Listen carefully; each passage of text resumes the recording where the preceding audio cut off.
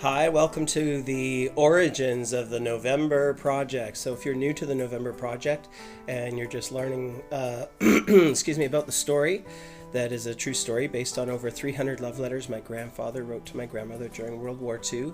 And I'll just give you a short history of how I got to be where I am today with this project. Starting from love letters, and they didn't come this way. They were just in a big grocery bag, and I put them into order. Eventually, I just randomly would take out one, and then they look like this. If it's a blue form, these were typically written from the front lines of war, and it's almost like a very thin tracing paper almost, and that one's written in pencil. Usually they're in ink. And then there's just kind of a regular letter and what they look like. So you can see that most of them at the very beginning, this would have been basic training because there's no need for an airmail letter yet. And this is when he would be arriving into the UK and moving on. So I would literally take out a few letters a day and I would read them out loud to Google Drive, and it would transcribe it into text. And eventually I ended up using a self-publisher option, Draft to Digital. Amazing to be able to have my work formatted from a Google document into a book that I could have printed on demand and kind of like have a real archive of everything that's accessible, because I would read these at open mics, and as you can tell, it's very difficult to read in cursive, and my children cannot read cursive. They were not taught that as a skill in school.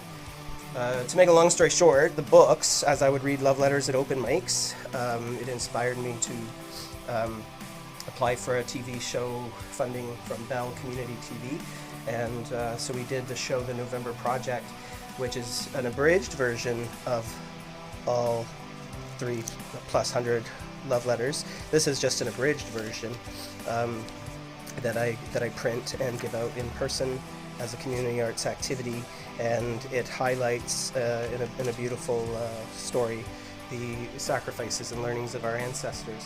And then from that Bell show and having that script, that kind of moved into a live show, which was the format of the Bell show. So I'm very fortunate to have performed with Charlotte McCaffrey-Brunner, with David Newland, with the Colton sisters, Cale Crowe, Saskia Tompkins.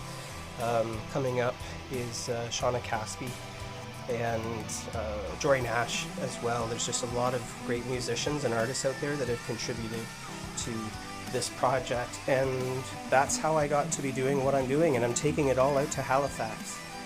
So I'm in Toronto right now, and pretty soon all of this. But you can follow on my Substack. That's how I keep track of all my activities to manage myself, and where I'm going and what I'm doing, and trying to explain to people what it is that I'm trying to do, which is encourage people to have an arts exhibition of an expression of some kind in their community each and every November to honor the sacrifices and learnings of your ancestors.